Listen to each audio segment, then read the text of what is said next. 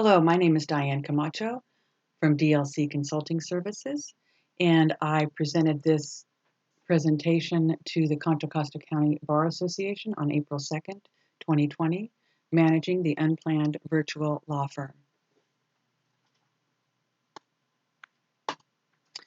We'll go over technology, remote teams, operations, wellness, and then I've got some task ideas in here. We obviously won't have questions because this is a taped session.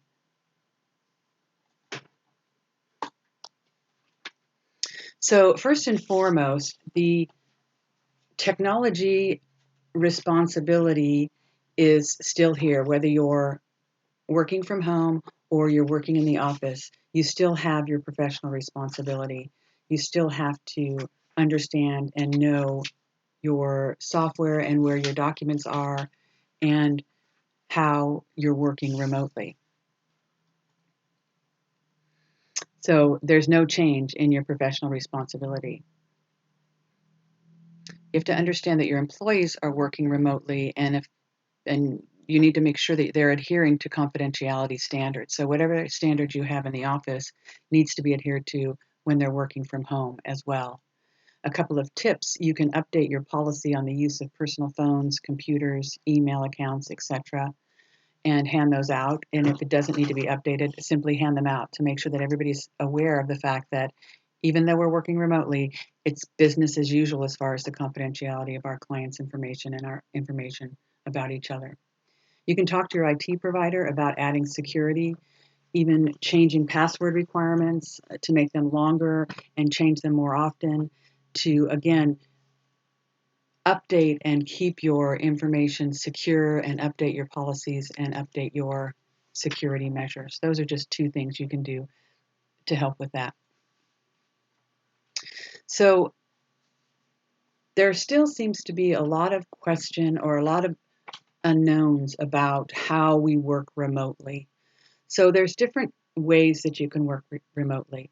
There is having a server in your office, having a server that's hosted by somebody else, working with a software as a service provider, SaaS, or having a server someplace like Amazon or Google Cloud. So what we have to remember is that our documents and information are on a server somewhere. There isn't a cloud in the sky where things kind of float around. The only thing that the cloud means is that there is a way for you to get your information on a server that's not physically in your office. So when you're working with a VPN, you might be working with a server that's currently in your office, or it could be that you have an IT provider that is hosting your cloud, as they say, or hosting your servers. So they might be in a office that's in San Jose or Sacramento, but they're still on servers somewhere. So that is a VPN, so that you're actually tapping into the servers. Remote desktop is actually tapping into your desktop that would then be attached to a server somewhere. So again, it can be a server in your office, it can be a server down the street, it could be a server in your partner's office. And then something like Go to My PC is similar to a remote desktop. And remote desktops and Go to My PC aren't as secure as what someone calls a VPN. Service as a software as a service, SaaS as they call it, means that the software provider is hosting your information. So if you're using something like MyCase or NetDocuments or Westlaw, those services can be accessed anywhere as long as you have a internet connection, and they are providers that have servers or are hosting their information on Amazon or Google Cloud. So they have higher requirements for security than they might have not higher requirements, but they may have more secure ways of hosting your information than having a server in your office. In small firms, it's easier often to have somebody else host your information because of all the security requirements for law firms right now and all the cyber attacks and all of that. So know where your information is. Know if it's actually on a server in San Jose or it's on a server being hosted by your software provider, and there's one in Houston and one in Illinois and one in Australia, or if it's being housed on the Amazon cloud or the Google cloud. It's really important for you to know where your information is, where you're saving your documents.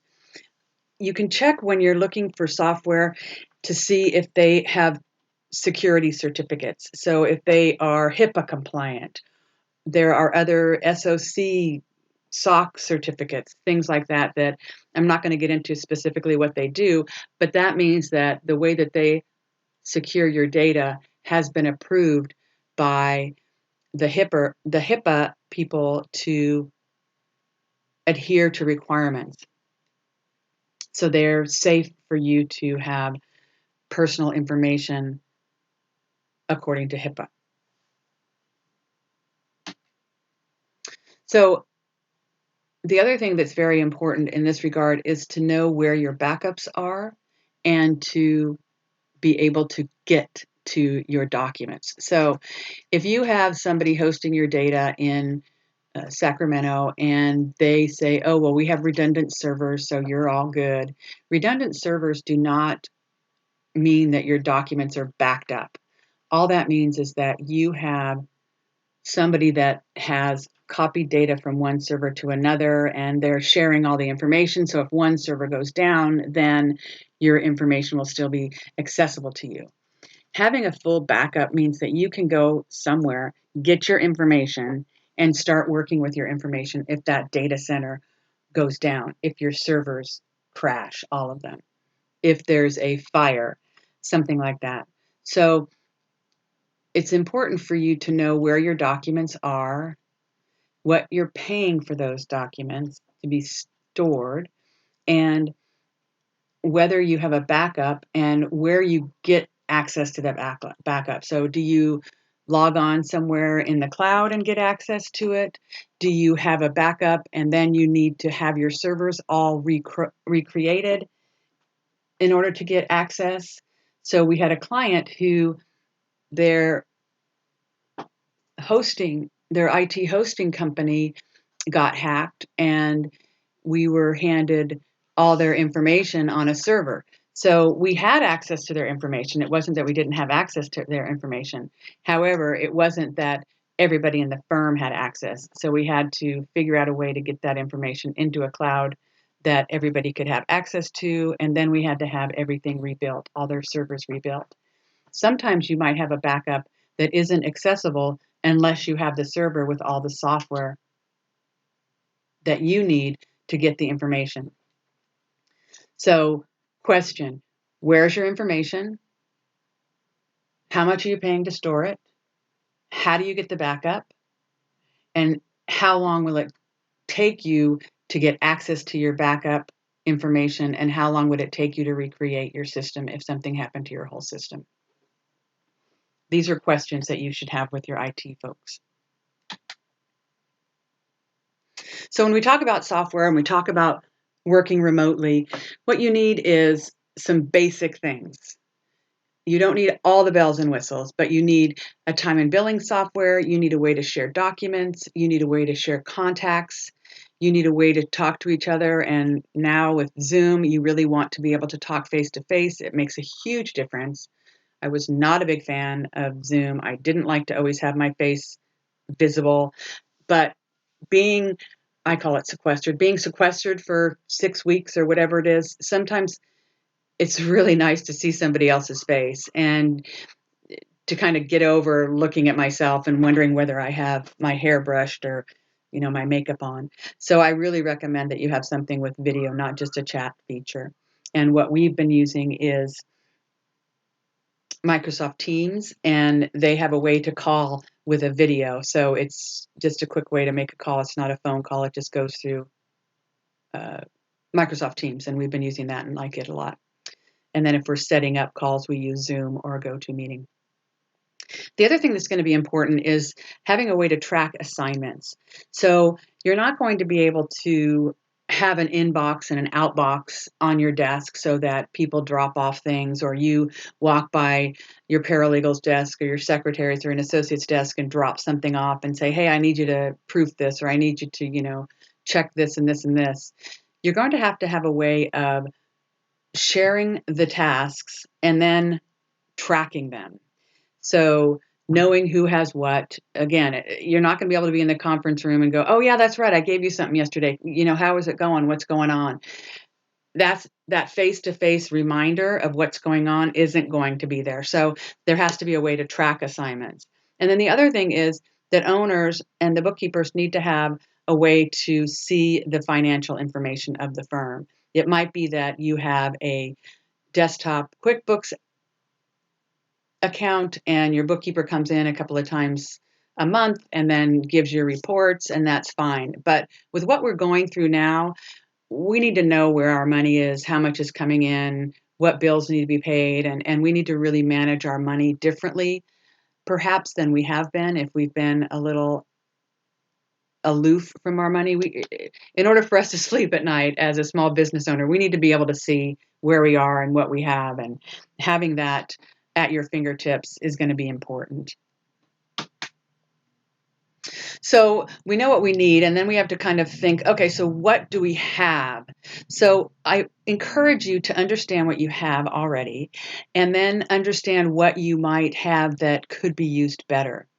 So when we're talking about, we already have some kind of research software. Most of us, either we're using some Google or we're using something like Westlaw, things like that. And there would be practice-specific software that needs to be added to the previous list. And if you're looking at what the cost is, I encourage you to think about the cost per user per month, and then the cost per firm per month. There are some things that you pay based on user, and some things you pay based on the firm. So for me, for example, I run my business as if it were a law firm. We've all worked in law firms for over 30 years, and we're comfortable with the process. We bill by the hour or the project. We bill monthly. We have a practice management software. We have document management. We use Office 365s and Adobe DC. The only thing that we don't have that most law firms have is a phone system. So we each use our own personal cell phones. So we don't have a VoIP phone system. But if I'm looking at what it takes to have a person in my firm using the most up-to-date software, it costs me about $250 per month per user. So that, for me, is a little more than one billable hour a month. So if you're looking at your software and you're thinking, okay, so it's going to cost me, maybe with some research software, it might cost you $300 a month per user.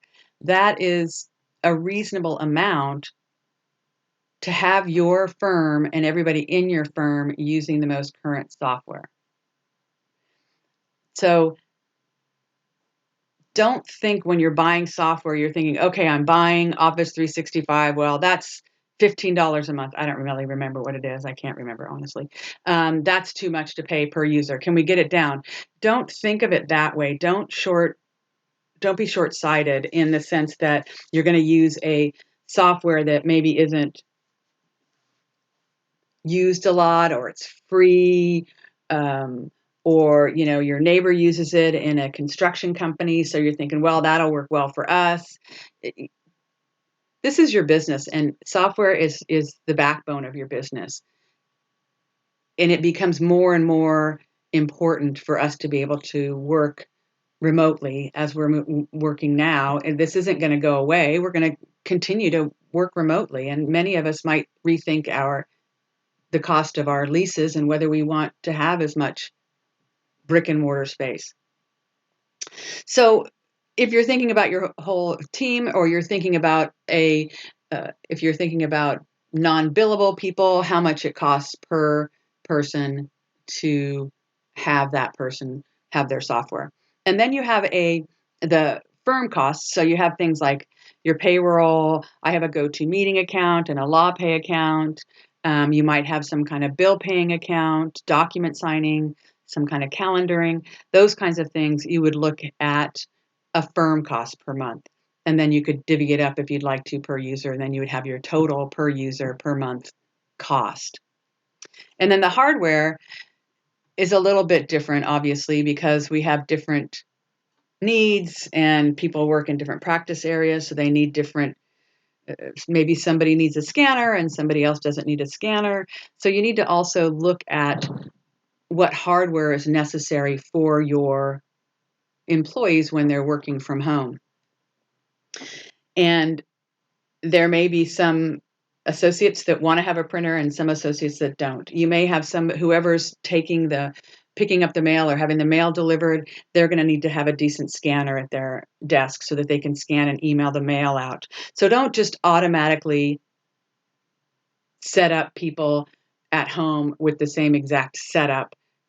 I encourage you to find out how they work and what they need and provide them what they need. You may be buying printers for everybody and nobody's using them, and it's just another added expense. Copiers may not be necessary. We can turn our information into a PDF and email it to people. So that's kind of the thought process and what you would need for people working remotely. And there are situations, and in my situation, where people use their own equipment. Certainly with this kind of from one night to the next night, having people work from home, from the office to home, people started using their own equipment. And they may continue to use their own equipment. And that's fine. You want to give them some kind of compensation, however. So if somebody's using their own cell phone or their own computer at home, maybe they're using their own monitors and their own printer, you want to find out what works for the firm and for the individual users in order to compensate them for that use. It could be maybe $50 a month.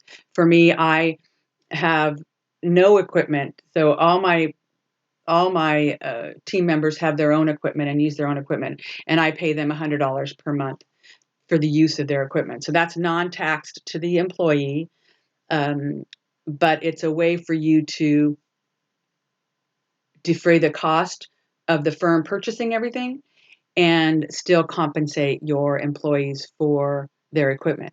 However, you have to make sure that their equipment is secure and has the right malware and spyware and all of those kinds of things so that your information, again, is secure and confidential. So a task idea for this is to calculate or have somebody in your firm calculate how much you're spending on your software per user, per firm, and then per month. So we all know we're supposed to know our numbers, and this is an important number to know. It's really, for me, easier to understand my spend if I'm looking at it that way than I'm looking at line items on my GL and how much I spent on Microsoft last month. That really isn't very helpful to me.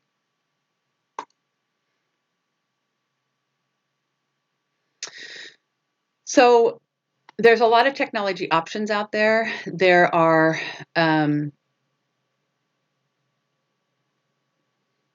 new software products. There are old software products that are putting themselves into the cloud. There's a lot of different things going on right now in technology, and it's going to continue. It's with all that's going on with the pandemic, it's just going to become more and more daunting and more. Oh my gosh, there's 35 practice management software programs. Which ones do I buy?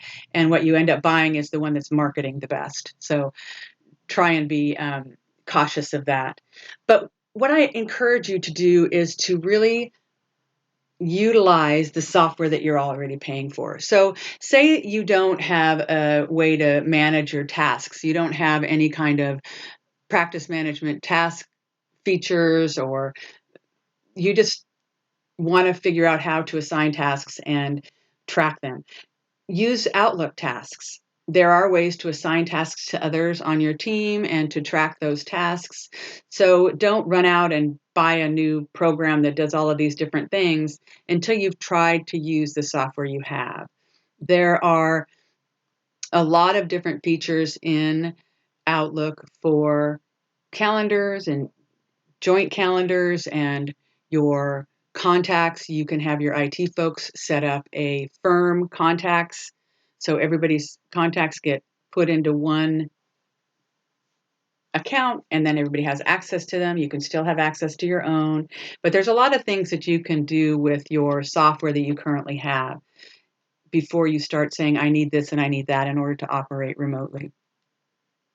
So I encourage you to have kind of a needs list and then a have list, and then from that, what do you have to go out and search for?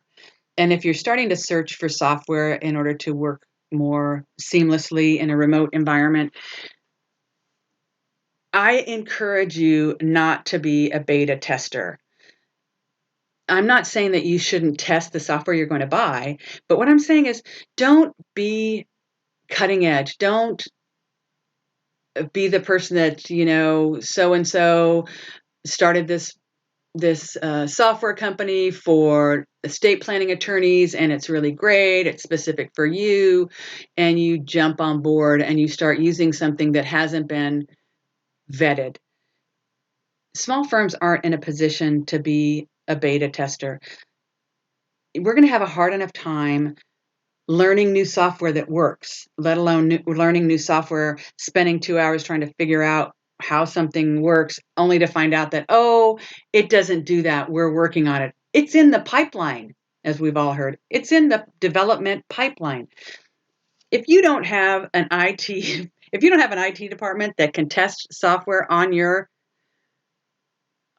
computers with the software you currently have to make sure that it all works together and talks together nice and plays together nice, don't go to new software. As you can tell, when I was listing the software I have tried and true software.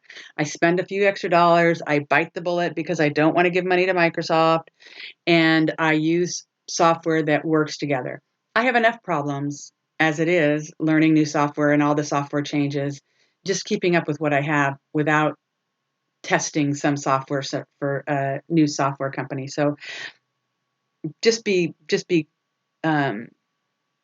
about that. Also, think about companies that aren't providing a cloud version. I know Essential Forms, I don't think provides a cloud version of their software. They require you to have some server. Well, it's just not financially feasible to have a server to house one or two software programs and then set up VPNs or my PC in order to go there, in order to use those, in order to store information from those products. It just doesn't make sense. And a lot of times we keep these software programs because either we don't want to change or we have a staff member that doesn't want to change. But you have to start looking at that now, and you have to start thinking about what is the best software for your firm going forward, not looking backward. And you may need to make some hard choices, and there may be people that have a hard time getting over the change, but they may need to do that. So instead of listing a bunch of software, there is a software list on my website at dlccs.com under resources. And it's basically just a list of software. It's not a recommendation. It's just a starting place. So if you're looking for task management software, there's 3 or 4 different software products that I know law firms are using that you can start with investigating what might work best for you. So that's dlccs.com under resources. It's a tab on the first page. So I have a task idea that might be useful, especially now when we have people working at home. So you have your receptionist and your office services or something like that working at home, and they may not have a lot of work to do. It's a good time for them to kind of watch some videos on the software you already have. And I suggest that they look at the features and then they present the features to the team when you're on one of your weekly calls or biweekly calls. So it's a way for them to learn something new, teach on it, feel like they're contributing, and it's a definite service to the firm. It's a great service for the firm. I recommend that a lot. So let's talk a little bit about managing a remote team and the difference between managing a remote team and managing a team that's right in front of you. It's very different. We all know it's very different. The first thing that's different is the communication. There isn't going to be walking by and communicating. There isn't going to be a Lily Tomlin directing traffic. So it's important that you want to have your folks come back to the office, and you want to have them continue to feel engaged and to continue to feel part of the team. So you need to identify how you're going to communicate, how often you're going to communicate, and it needs to be communicated how you're going to communicate. That sounds kind of silly, but everybody needs to know, okay, so when we're just chatting, we are going to use Microsoft Teams. We're going to have weekly meetings with the whole office on Zoom so we can see everybody. We're going to have departmental meetings twice a week to just check in with people, make sure everybody has what they need. And these calls don't have to be meetings. They're just check-ins. You're just kind of saying, how are you doing? What's going on? Do you have everything you need? And it's kind of a check-in. It's not that you schedule an hour of time to go through and figure out how to have an agenda for an hour. You just get together, everybody takes a turn, they talk about what's going on and if they need help. There's also this kind of dread that, oh, we're going to get on these calls and everybody's going to complain about not being able to find toilet paper and what mask you're using and all of that kind of thing. There's a couple of ways you can handle that. You can let them do that and let them feel comfortable with that in certain meetings. So maybe it's not the full staff meeting, maybe it's the departmental meetings. You can give everybody a minute to tell everybody what their biggest frustration is right now. There's something called the rose where you can ask everybody to tell the group something good about what's happening and then a thorn about what's happening. So for instance, wow, the rose is that I don't have to commute to work, and the thorn is that I have all my kids coming in bothering me all day long. So it gives people an opportunity to kind of express what's going on for them. It acknowledges their frustrations and gets that kind of out of the way. And then start, okay, what are you working on? And do you need anything here? Do you have everything you need? One of the other things is that if you're managing people, if you're assigning tasks to someone, I really recommend that you check in with those people every day that they're working for you. So if they're a full-time person, then you just give them a call once a day. How are you doing? What's going on? The other thing is when you're scheduling meetings, and say you're normally, Tuesday morning at 10 o'clock, we have our weekly meeting. Well, Tuesday morning at 10 o'clock may not work when everybody's at home. That might be the time that the little ones are going down for a nap, or you may have staff like myself who has no other commitment. So 9 to 5 works for me. But check with your team and figure out a time that works for everybody that you can have your check-ins. If you're the leader of the firm, I encourage you to speak to the team at least weekly. So even if you have a firm of 20 or 30 people and you're having departmental check-ins and all of this, one of the things that's really important as a leader is to have face time. And it doesn't need to be, again, a long period of time. It's just, how are things going? This is what we've got going on. These are the things we're looking at. Everybody wants to feel like they know what's going on. We don't have any control right now with a lot of things. So having an understanding of what's going on from our leaders is really important. So I encourage you to make sure that you're checking in with everybody.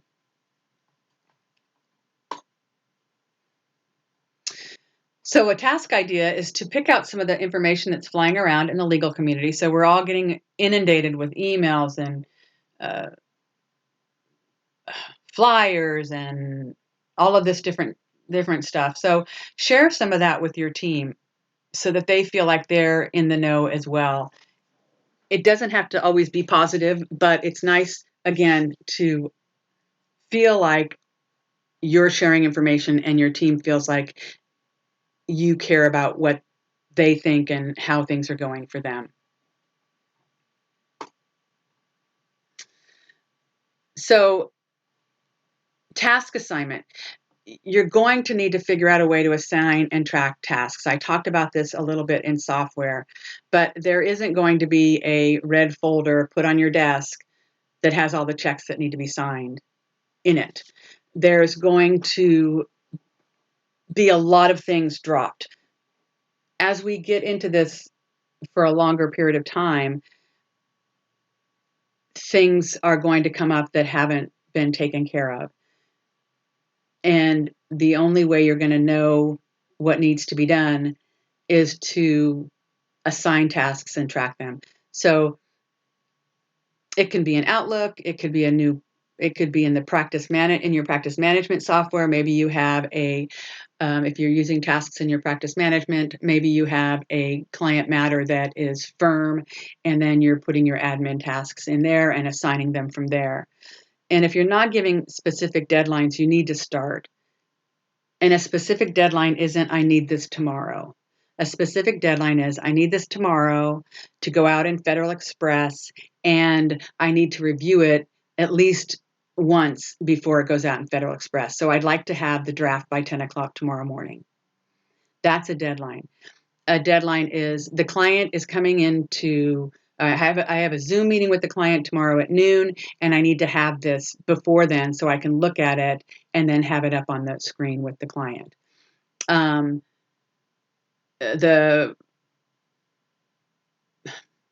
Well, you get the idea. I don't have to make up I don't have to make up any more assignments, but be very specific. Write them down and let everybody see them, so that when you're assigning tasks, it's in some kind of task list. Somebody can go back and refer to it.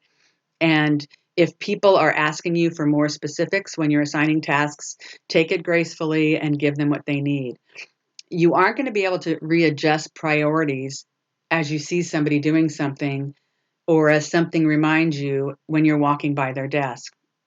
So having a Post-it on your screen saying, check back with Diane to see if she got done with the financial spreadsheet I asked her for, again, isn't going to work in a virtual environment. So task assignment and tracking is going to become much more important.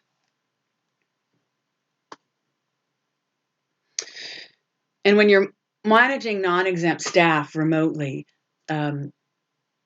you still have to have timesheets. They still have to have their breaks, and they are still have to be treated as if they were in the office. And first, I'd like to say, and take this opportunity to say, paralegals are non-exempt staff. They are hourly employees that are paid overtime in California. Period. If they're a paralegal manager and they're managing other paralegals, that's a different story. I'm talking about your paralegals who are in your office doing paralegal work. We can call them salaried. We can do whatever we want with paying them bi-monthly, the same amount of money. It doesn't matter. They're non-exempt. They should be keeping a time card, not just tracking their time and billing. They should be tracking their breaks. They should be given breaks. So that's really important.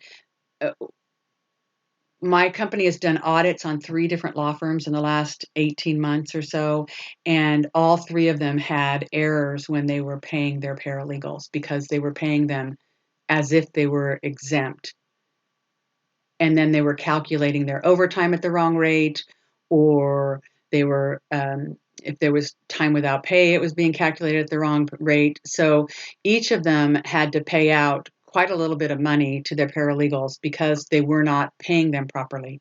So just because you have a payroll service, you have Gusto or you have ADP or you have Paychecks, they don't calculate the hour and tell you if you're paying people right or wrong. It's just garbage in, garbage out. So I encourage you to make sure that your paralegals are being paid the proper hourly rate, and that whenever they're getting overtime or whenever they're getting time off or however you're calculating it, the hourly rate is correct. If you have a question about that, certainly email me. We can talk about it and I can be more specific. They don't have to work a full day in consecutive hours. So they don't have to work from 8 to 5. They can work from 7 to 10, take a 2-hour break to get the kids lunch, to get them down for a nap, to get them whatever, get their homework going, and then come back and work the rest of their day. So there's going to be a fine line between being flexible and getting what you need from your staff. So my recommendation is that there's an agreement that these are the hours they need to work in a day, and these are the hours they're going to be available. And again, time tracking is still required. There's HR posters, if you can believe it, that we need to distribute to our firms. And James Wu from the Contra Costa County Bar posted on his LinkedIn page a link to those posters. Again, you can email me and I can send you that information. You should also have an employment agreement with your employees outlining the temporary nature of the work from home and what the parameters are. And that's all I can say. That's all I can say. That I don't have a sample, but you should talk to your HR attorney or somebody. Again, you can email me, but they should have agreements. You want them to come back to work. You want them not to take advantage of the stay-at-home order. And if you have an agreement that says, this is a temporary order and this is a temporary situation, and when the firm opens their offices again, you're expected to come back to work. That's one thing. You have to remind them that they have to take their breaks, and it's going to be their responsibility to do that. You can't track their breaks for them. Things like that. So another task idea is for you to check with your payroll company about time tracking options. So there's a lot of them that have a way for employees to kind of sign on and sign off so that that's how they're tracking their time, and they don't have to anyway, it's just an easier way for them sometimes to track their time. You have to figure out what the best way is from your firm. So check out what the options are. There may be a good solution to tracking when people are taking breaks and whatnot through the electronic time payroll systems. And we're going to need to be flexible, right? We're going to need to kind of play by the millennials rules, as I say. Again, it's got to be within reason. There's nothing wrong with saying, I need to have 4 hours of uninterrupted time that you are available to me and the team, and the other 3 hours of your day you can be flexible with. What time are those 4 hours going to be, and then work out with them what the 4 hours are. Maybe they're first thing in the morning, maybe they're midday, maybe they're afternoon, whatever. But you have to manage a business. However, we have to remember that many people are managing their parents or their kids or something else during all of this and trying to stay emotionally well while this is going on. So communicate, communicate, communicate. Talk about what is needed for the firm, talk about what is needed for the employees, and then work out something that works well. Again, these are your employees. You want the team to stay together. You want them to come back to work. Some of them are going to run and some of them are going to fight it, but you want to be able to have your team stay intact through this and after this. So check with everybody when you're setting meetings. So lunch meetings may not be good if everybody's feeding their families. A task idea is for you to find a picture that represents flexibility and stick it somewhere that you can see, so that when you're having frustrations about some of the things that you need and some of the things that you need to might be looking at how flexible you are, you'll look at that and say, okay, is this a business need or is this just my need? And can I be flexible?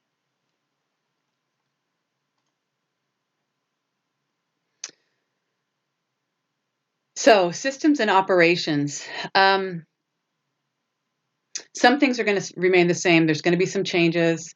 Everything's going to have to be written and you're going to have to communicate. So if we look at the opportunities that are happening right now, if you need to change, now is the time. There isn't going to be, you're not going to be able to run your practice with a binder at reception that has emails and memos describing how you do things from 5 years ago till now. That's just not going to work. And I can't stress enough, if you're not working side by side, your processes have to be written. Everybody has to understand them and everybody has to do them. People cannot be rogue. And again, you're running a business and it's important that your business is consistent. I'm going through this with my own company. We've added 2 senior consultants in the last 18 months or so. And we're doing things and then all of a sudden it's, oh, I don't have that written down. We need to make that a procedure and put it in our procedure area so that people know how to do things. And that now we're looking at our entire procedures and making sure that everything is documented. So all of us have to do it. And now's the time. I can't stress this enough. People need to know what's expected. They need to know how to do things. One person that knows how to do everything, so everybody goes to Sally to find out how to do things. That's not going to work anymore. Not only are those people going to retire, as we all know, but people aren't inclined to ask somebody else if they're not even sitting next to them. So now's the time to get things in order and to start organizing and start putting your processes in order. So what remains the same? You're running a business. Marketing is going to remain the same. You're going to still have to market. You're going to still have to bill. You're going to still have to pay your bills. You're going to have to manage your cases or your projects, and you're going to have to manage your people. And that doesn't change. It doesn't change where you are, where they are. These are the things that you need to make sure are being done. They're just going to be done a little bit differently.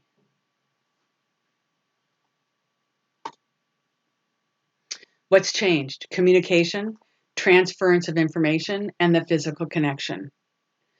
So more staying the same than changing.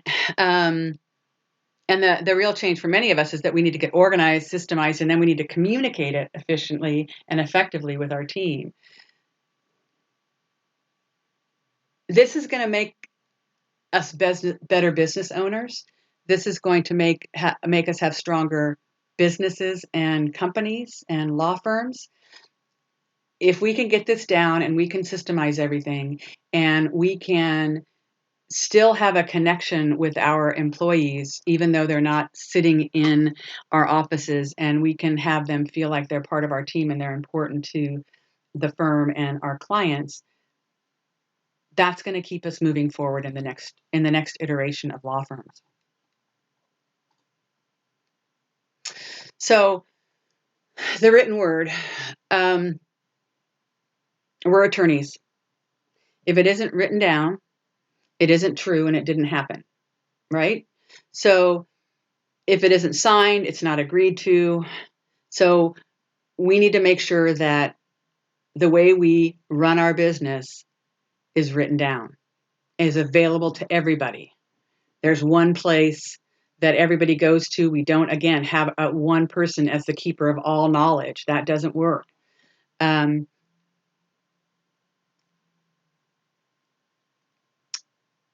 A lot of this we've covered before. There isn't a red folder for the bills to be put in. How are we going to get that information?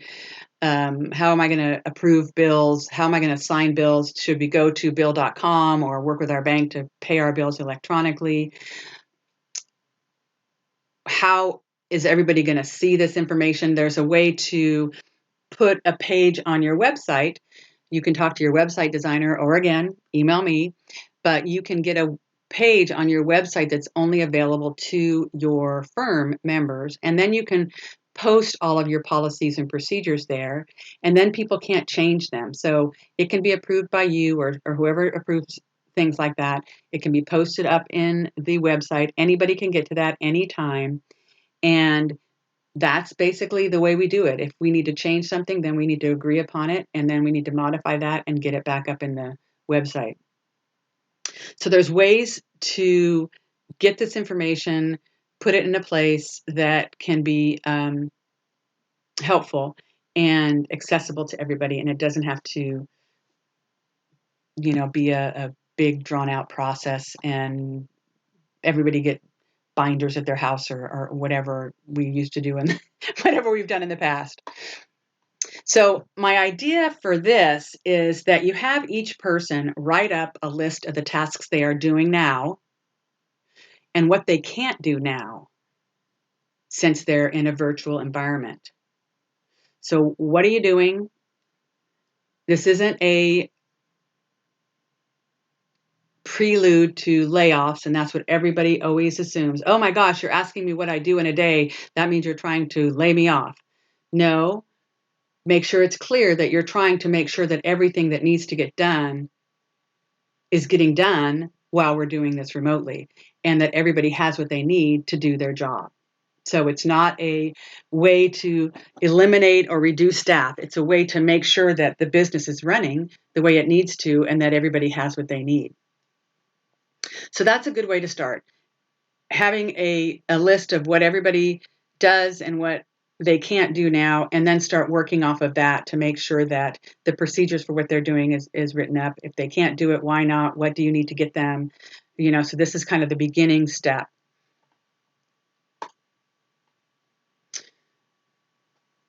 And then when we talk about the well-being, I'm not going to go into this a lot because we've been inundated with information about our well-being. What I'm going to say is, as a leader, you're not only having to worry about your well-being and your family's well-being, you also have to worry about the people that are reporting to you and their well-being.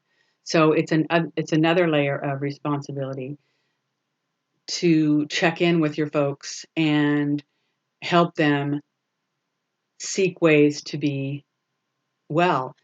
Don't forget for those of you that have an insurance policy that allows people to call in to I can't remember the name, but it's